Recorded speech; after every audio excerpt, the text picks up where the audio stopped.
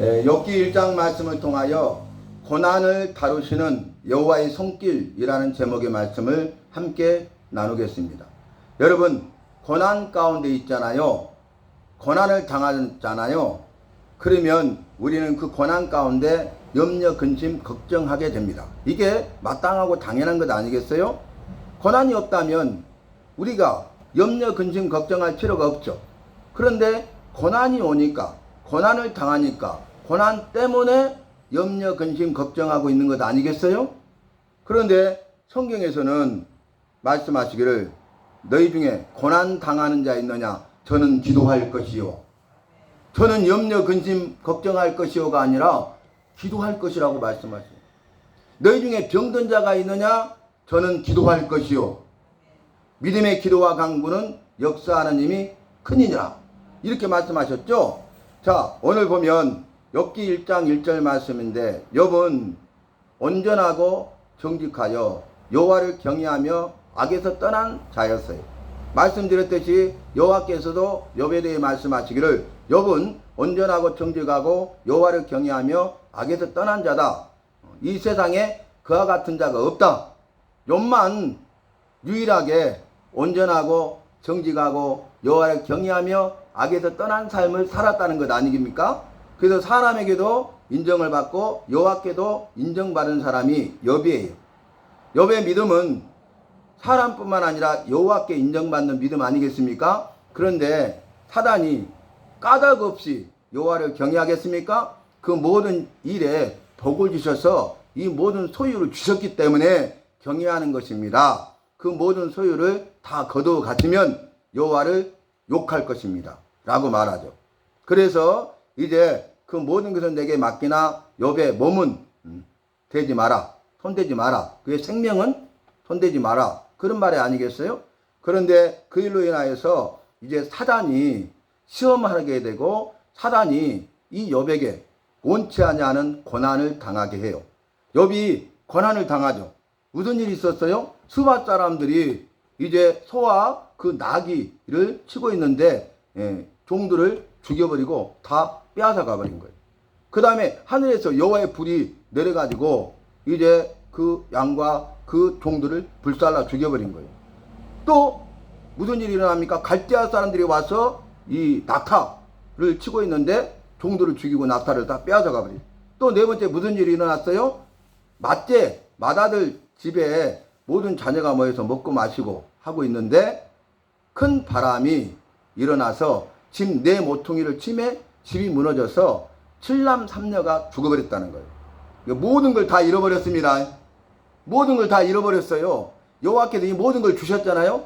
근데 이 모든 걸 다 사단이 다 걷어간 거죠. 뭔만 남았어요? 자신만 남았어. 그런데 여호와를 향하여 욕할 것입니다 했는데 아니라 나랄까 욕합니까? 대부분 사람들은 욕하죠.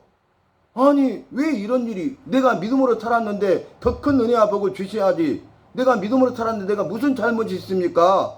무슨 죄입니까? 왜 그렇습니까? 근데 이것이 계속적으로 일어나고 세상에 모든 걸 다 가져가다니요. 다 가져가도 괜찮은데 7남 3녀를 주신 이유는 무엇입니까? 7남 3녀를 한 날 한시에 다 데려가야 되겠습니까?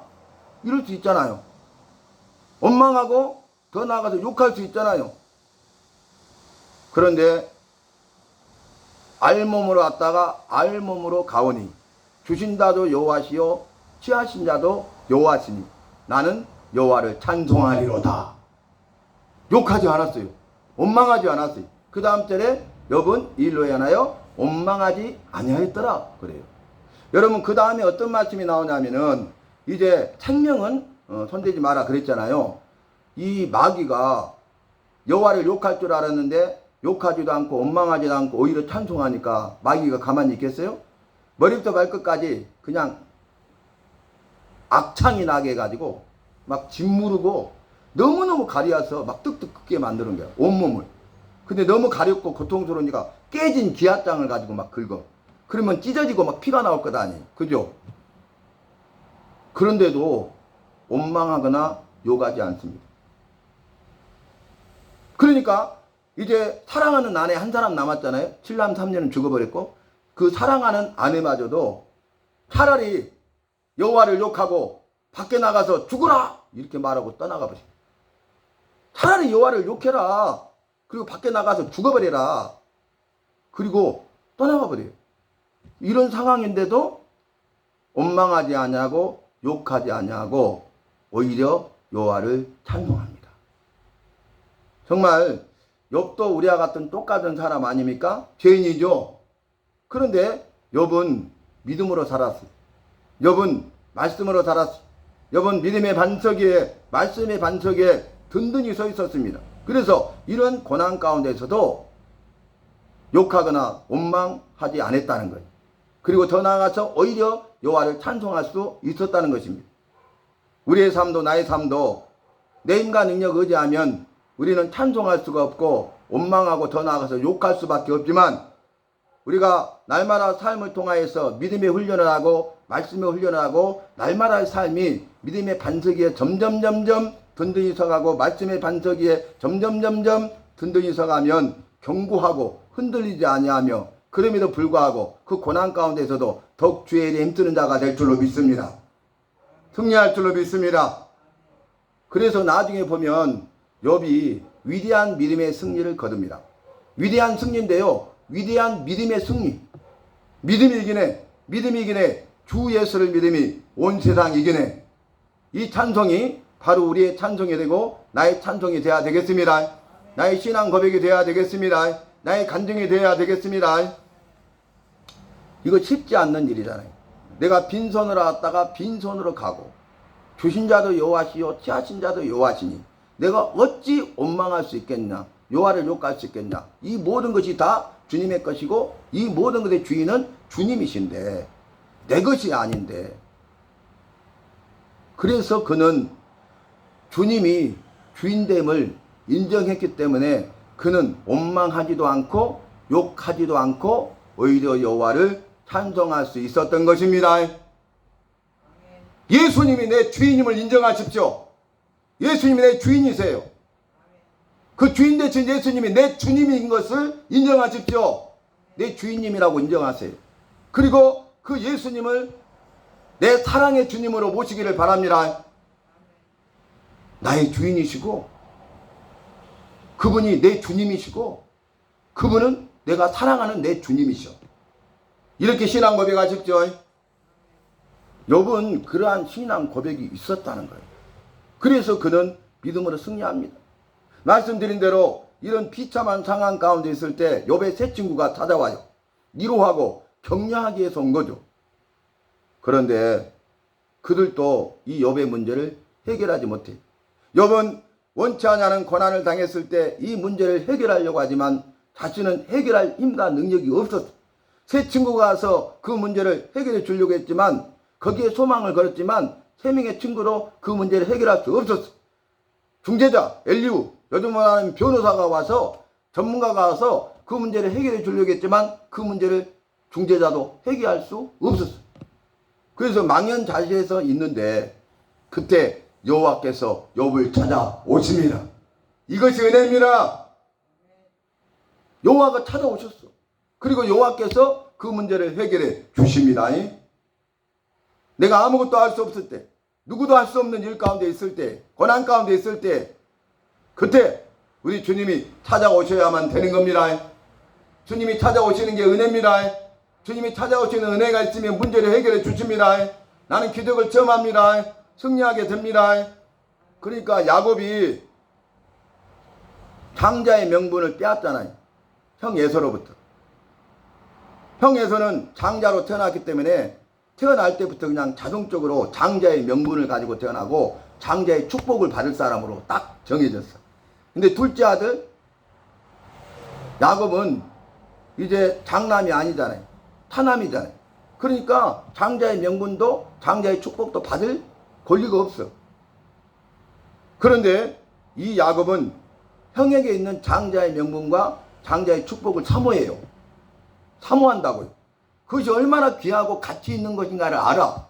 그래서 그 명분과 축복을 사모해요. 간절히 원해요. 그런데 이 에서는 자신의 장자의 명분과 축복권을 가벼이 여겼어. 경홀히 여겼어. 그래서 한 그릇만도 못하게 여기죠. 그래서 내가 배고파 죽게 되었으니 이 장자의 명분과 축복권이 무슨 소용이 있겠느냐 하면서 그 팥죽 한 그릇하고 바꿨잖아. 그러니까 얼마나 가볍게 여겼어요? 그러니까 그것을 주고 형으로부터 장자의 명분과 장자의 축복권을 자기가 받잖아요. 누가 이제 장자의 축복을 받습니까? 에서가 아니라 야곱이 받습니다. 사모하는 자에게 주심이다. 천국은 침노한 자의 것임이다. 여러분 은혜를 사모하시기 바랍니다. 너희는 은혜를 받았다? 그러면 더 큰 은사를 사모하라고 그랬어. 더 큰 은혜를 사모하시기를 바랍니다. 은혜 받았다고 여러분 방심하지 마시고 은혜 받았을 때 더 큰 은혜를 사모하시기를 바랍니다. 그것이 깨어있는 삶입니다. 우리가 은혜를 받잖아요. 그러면 마귀가 강력하게 역사해서 우리를 시험해서 우리를 넘어뜨린다고요. 그러니까 은혜 받았을 때 방심은 금물이니까 방심하지 말고 더 큰 은혜를 사모하시기를 바랍니다.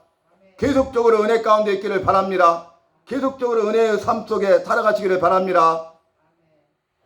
옛날에 이런 속담이 있어요. 격언이 있어요. 싸움에 이긴 장수가 갑옷끈을 더욱 조여맨다. 방심은 금물이라는 거예요. 싸워서 이겼어. 적들이 퇴각했어. 이야 승리했다. 그리고 힘드니까 갑옷을 싹 버려제치고 편안히 있는 것이 아니라 싸움에 이긴 장수가 갑옷끈이 좀 흘렁흘렁해졌잖아. 싸우다 보니까 더 조여매고 딱 임전무태. 언제 적이 다시 올지 모른다는 거예요. 무슨 말인지 이해되시죠? 이것이 은혜를 사모하는 것이고 은혜 가운데 있는 것이고 계속적으로 은혜 가운데 살아가는 것입니다. 이것이 깨어있는 삶입니다. 깨어있어야 돼. 깨어있어야 돼. 그래서 욥의 문제를 스스로 해결할 수 없었잖아요. 근데 이 야곱이 형 에서가 자기를 죽이려고 하니까 며칠만 있으면 돌아올 줄 알고 삼촌 라반의 집으로 야반 도주하죠.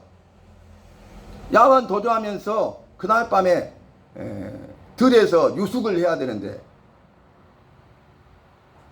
돌을 주워다가 돌베개 베고 잠을 청해요. 그런데 꿈을 꿔요. 꿈에 무슨 일이 생깁니까? 하늘에서 땅까지 이렇게 연결된 사닥다리 있죠. 사닥다리가 있는데 천사가 내리락 오르락 하고 있는 거예요. 이렇게 내려갔다 올라갔다 깼어요. 그러면서 깨달은 게 뭐냐면은 자기는 혼자라고 생각했거든요. 이제는 나 혼자구나. 여기에 나는 혼자구나. 이렇게 생각했잖아. 혼자 그곳에 있으니까. 자기는 혼자인 줄 알았는데 여호와가 함께 하심을 깨달았습니다. 혼자가 아님을 깨달았습니다. 그래서 창세기 28장 16절에 이렇게 정확하게 고백해요. 여호와가 과연 나와 함께 계시거를 내가 알지 못하였도다. 여호와가 함께하고 계셨는데 내가 알지 못했다는 거야. 그 말은 이제는 여호와가 나와 함께 하심을 알게 됐다는 겁니다. 여호와는 나와 함께하고 계십니다. 내가 알지 못해도 함께하고 계십니다. 내가 없다고 어디 가셨냐고 하셔도 주님은 나와 함께하고 계십니다. 내가 힘들고 어려울 때 어디가 계셨어요? 하지만 그때도 주님은 여전히 함께하고 있었습니다. 기쁠 때나 슬플 때나 함께하고 있었습니다. 건강할 때나 병들었을 때나 함께하고 계십니다. 부유할 때나 가난할 때나 함께하고 계십니다. 임마누엘, 자기 백성과 여호와가 함께 계시다. 함께 하십니다. 나와 함께 하십니다. 나를 떠나지 않습니다. 영원토록 함께 하십니다. 나와 함께 하셔서 나를 지키시고 보호하시고 인도하시고 힘과 능력과 도움이 되십니다. 문제를 해결해 주십니다. 우리가 그 여호와를 믿고 있다니까요. 그러니까 자부심을 가지시기 바랍니다. 내 아버지시니까 당당하시기 바랍니다. 우리는 자부심을 가지고 믿음 생활해야 돼요. 당당하게 신앙생활을 하시기를 바랍니다. 나는 여호와의 자녀입니다. 여호와의 자녀로서 권세와 능력 있는 삶을 살아야 되는 것입니다. 우리가 그렇지 않아요? 내가 그렇지 않아요? 야곱처럼 여호와가 나와 함께하고 계시는데 그걸 깨닫지 못하고 있는 거야. 그런데 그 자기만의 혼자 남아있는 그 시간에 아무도 없다고 생각하고 나만 홀로 남았다고 생각할 때 그때에 여호와께서 야곱을 찾아오시고 만나주시고 그 일을 통해서 이제는 나 혼자가 아니라 여호와가 계시구나. 여호와가 함께 하시구나. 그런 신앙 고백을 하게 된다는 거예요. 그런데 나중에 20년 만에 돌아오는데 세상에 20년의 세월이 지났는데도 그 원한이 풀리지 않아가지고 그 길에서 기른 사병을 데리고 에서가 죽이려고 쫓아오는 거예요. 집을 향해서 가고 있는데 이 집에서 에서가 막 오고 있는 거예요. 이렇게 그 소식을 들어가지고 약복강에 이르렀는데 그 강을 건너지 못해. 강을 건너면 죽을 것만 같아. 자기 목숨을 보장할 만한 방법이 없어. 그래서 떼를 나눠가지고 먼저 떼를 내야 해. 그 다음에 두 번째 나일을 더 사랑했잖아요. 종두가 보내요. 그 다음에 또 나일해서 보내요. 건너게 해요. 그래서 이 떼를 치면 내가 이리 피하고 이 떼를 치면 이리 피하리라. 끝까지 자기 머리 쓰는 거죠. 그잖아요. 두 떼로 나눠가지고 다 건너버렸는데 자기 혼자만 못 건너가. 죽을까봐. 강을 건너가면 꼼짝없이 죽을까봐. 도망갈 데도 없으니까. 그래서 밤을 새요. 밤을 경야했다고. 밤새도록 고민하는데 문제 해결할 만한 방법이 없는 거예요. 스스로 그 문제를 해결할 수 없는 거예요. 아무것도 할 수 없는 거예요. 밤을 새고 있어. 그런데도 속수무책이야. 어떻게 해야 될지를 몰라. 그런데 그때 주님이 찾아오십니다. 여호와의 사자가 찾아와가지고 만나줘요. 그리고 야곱과 씨름을 해. 그죠? 근데 씨름하다가 여호와의 사자가 저죠. 은혜입니다. 찾아온 게 은혜고 찾아오신 이유는 뭐예요? 져주는 겁니다. 여호와의 사자가 이기죠. 씨름하면. 그런데 져줘. 근데 지니까 딱 붙잡고 이제는 뭐라 합니까? 나를 축복하지 아니하시면 내가 절대로 당신을 보낼 수가 없습니다 하고 꽉 붙잡고 있는 거야. 이제 살 길은 여호와밖에 없어. 절대로 나 죽으면 죽었지 놓칠 수 없습니다. 나 놓지 않을 겁니다. 복을 주세요. 살려주세요. 내 생명을 보장해 주세요라니까요. 그런 거잖아요. 그러니까 여호와의 사자가 이 한도뼈 여기 밑에 고관절 밑에 한도뼈를 탁 쳐버려. 그가 여기가 위골돼 버려. 부러져 버려. 그리고 뭐라고 하냐면 지금부터 네 이름을 야곱이라 하지 아니하고 이스라엘이라 하리라. 이렇게 계명의 역사 큰 복을 주십니다. 그리고 이제 떠나갔죠. 그랬더니 여호와께서 자기가 죽지 않고 살 수 있다는 것을 말씀해 주신 거잖아요. 너는 개인 야곱이 아니라 민족을 대표하는 이스라엘이 되리라. 그래서 야곱의 12명의 아들을 통해서 이스라엘 나라 민족이 이루어집니다. 그러니까 그 한도뼈가 이골돼 가지고 그 강을 건너요. 강을 건너 가지고 앞을 향해서 가는데 한도뼈로 인하여 절었더라. 이튿날 아침에 됐는데 이렇게 그러니까 도망갈 수가 없죠. 아니 뛸 수도 걸을 수도 없잖아요. 뼈가 부러져 갖고 이렇게 걷는 거야. 응? 그러니까 모든 것은 주님의 손에 달려 있는 거죠. 야곱은 깨가 많기 때문에 두 떼로 나와서 도망가려고 했잖아요. 걸으면 살리라 막 도망갈 수 있잖아요. 근데 한도뼈를 딱 이골되게 만들었어. 빼도 박도 못하게 한 거예요. 이 깨를 부리지 못하도록 한 거예요. 오직 누구만 의지해야 돼요? 주님만 의지하게 하신 것입니다. 주님만이 살 길입니다. 생사가 주님의 손에 달려 있습니다. 근데 탁 에서가 앞에까지 탁 가고 이놈이 딱 죽이려고 한 거예요. 야곱을 만났는데. 근데 그 동생이 이렇게 절고 있거든. 이렇게 절고 있거든. 근데 그때 20년 동안 풀리지 않는 원한의 그 마음을 성령이 딱 에서의 마음을 만져주니까 에서가 어때요? 죽이려고 하다가 긍휼 불쌍히 여기는 마음이 들어가지고 서로 껴안고 울어버려. 이것이 역전입니다. 주님 이렇게 일하십니다. 20년 동안 원한이 안 풀려도 죽이려고 그 코앞에 와서 이놈이 죽이려고 하는데 그 마음을 딱 주님이 만지시니까 에서가 그 원한이 사라지고 불쌍히 여겨가지고 팍 껴안고 막 우는 거야. 여러분 주님이 찾아오셔야 됩니다. 주님이 나를 만나 주셔야 됩니다. 주님의 은혜가 필요합니다. 오늘 욥도 마찬가지예요. 그 문제를 해결할 수 없었는데 주님이 찾아오셨습니다. 이것이 은혜입니다. 주님이 찾아오셔서 은혜로 그 문제를 해결해 주셨습니다. 그래서 더 큰 복을 받는데 갑절의 복을 받았더라. 아멘. 처음에 주셨던 것, 잃어버렸던 것에 2배 갑절의 복을 주셨어요. 위대한 믿음의 승리를 거둔 겁니다. 그래서 이 욥기는 욥의 고난에 대해서 말하죠. 고난 가운데 함께 하신 주님을 말하죠. 고난을 다루시는 여호와의 사랑의 손길을 말씀하고 있죠. 그리고 고난을 해결하시는 여호와를 말씀하고 있죠. 맞아요. 그런데 정말 이 욥기를 통해서 우리에게 주시는 메시지는 뭐냐? 영육 간의 모든 문제의 해결자는 바로 여호와시다. 이 말씀입니다. 우리의 나의 영육 간의 모든 문제의 해결자는 여호와시다. 문제를 해결하신 분은 여호와시다. 고난을 해결해 주시고 환난을 이기게 하신 분은 여호와시다. 그러니까 여호와께 나오라. 여호와께 아뢰라. 여호와께 도움을 요청하라. 그 말입니다.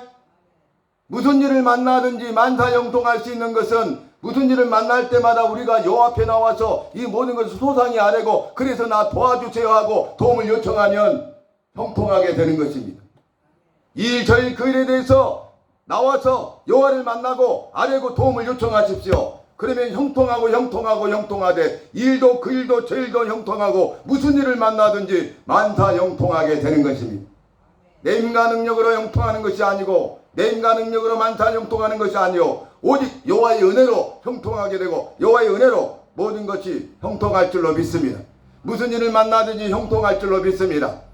원하는 대로 다 이루어질 줄로 믿습니다. 승리할 줄로 믿습니다. 영광을 돌릴 줄로 믿습니다. 잘했다 칭찬받고 상급을 받을 줄로 믿습니다. 그래서 욥기서의 주제는 뭐냐? 봐라, 아무도 해결할 수 없었지? 내가 해결했잖아. 그리고 갑절에 복을 줬지? 그러니까 모든 문제 해결자는 바로 나다. 문제를 해결하려면 내 앞에 나와라. 나에게 아뢰라. 도와달라고 요청하라. 그러면 도와주리라. 그게 욥기서의 핵심이라니까요, 여러분. 기억하세요. 욥기서는 고난을 강조한 것 같지만은 이 고난을 뛰어넘어서 함께 하시는 여호와의 사랑과 은혜의 역사를 말씀하고 있는 겁니다. 고난 가운데 함께 하시는 여호와의 사랑과 여호와의 구원의 은혜를 말씀하고 있습니다. 내가 고난 가운데 있을 때 고난 당하고 있는 나와 함께 하시는 주님의 사랑과 구원의 은혜를 말씀하고 있습니다. 모든 문제 해결자는 영육 간의 모든 문제 해결자는 바로 여호와시다. 이것이 주제예요. 더 이상 염려 근심 걱정하지 마시기 바랍니다. 이제는 염려 근심 걱정하지 마시고 주님 앞에 나오시기 바랍니다. 주님께 소상히 그 일을 아뢰시기 바랍니다. 그리고 도와달라고 도움을 요청하시기 바랍니다. 그러면 주님이 찾아오십니다. 은혜로 역사하십니다. 그리고 은혜로 해결해 주십니다. 승리합니다. 기적의 주인공 간증자가 됩니다. 이러한 믿음의 삶을 사는 우리 모두가 되어야 하겠습니다. 여러분, 욥은 온전하고 정직하고 여호와를 경외하며 악에서 떠난 사람이었는데도 까닭없는 고난이 왔어요. 의로움 때문에 믿음 때문에 고난을 당해요. 저와 여러분도 까닭없는 고난, 믿음 때문에 의로움 때문에 당하는 고난, 그런 고난의 사람이 되어서 고난 가운데 함께 하시는 그 고통을 다루시는 여호와의 사랑의 손길과 은혜를 깊이 체험하고 승리하여 기적의 주인공으로 더 크고 아름답고 위대하게 쓰임받을 수 있기를 바랍니다. 그렇게 쓰임받는 일꾼이 되시기를 주님의 이름으로 축복합니다. 오늘 주님께서 나를 그렇게 들어 쓰실 줄로 믿습니다. 정말 탁월하게 들어 쓰실 줄로 믿습니다. 탁월하신 주님이 나를 들어 쓰시면 탁월하게 쓰임 받는 것입니다. 엑셀런트, 탁월해버려요. 비교 불가야. 비교해서 내가 최상급이 아니고 비교했는데 내가 정말 앞서 있는 것이 아니라 비교 불가라니까. 탁월이라는 것은. 아시겠습니까? 승리하는 게 그냥 포도시, 젤라도 말로 포도시 승리하는 것이라 완전한 승리를 거둡니다. 완벽한 승리를 거둡니다. 예수님의 승리가 우리의 것이고 내 것이기 때문에 그렇습니다. 여러분, 그래서 정말 예배를 사모하는 자가 되시기 바랍니다. 말씀을 사모하는 자가 되시기를 바랍니다. 여러분, 정말 예배의 모든 걸 거치기 바랍니다. 날마다 말씀으로 사시기를 바랍니다. 이거 외에는 방법이 없어요. 여러분, 예배를 사모하십시오. 여러분을 주님이 초청계의 성도로 부르신 이유가 무엇입니까? 주님이 초청계의 예배를 사수하는 거예요. 주님이 초청계의 일꾼으로 헌신하는 거예요. 주님이 초청계를 채우는 그 주님의 역사에 동참하는 것입니다. 희생하고 헌신하는 것입니다. 몸과 마음을 바치는 것입니다.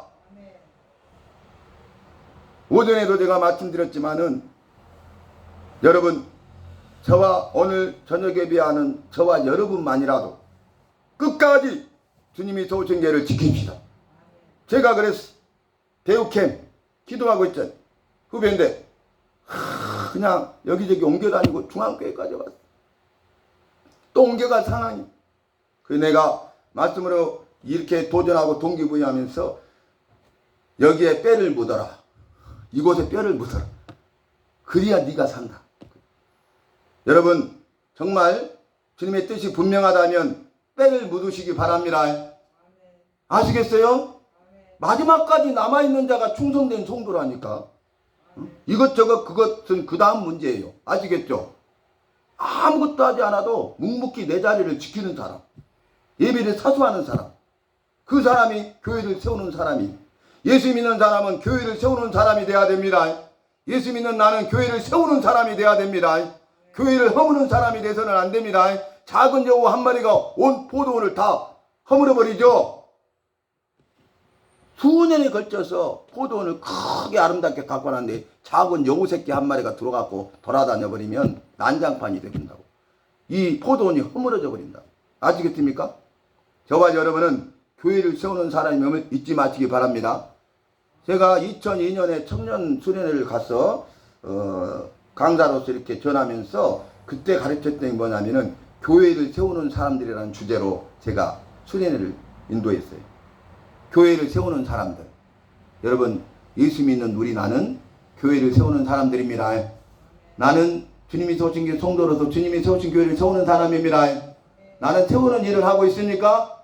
세우는 사람입니까? 세우는 사람으로 살겠습니까? 세우는 일에 헌신하시겠습니까? 우리가 정말 그런 믿음으로 나가면은 우리 주님은 나를 아시잖아요.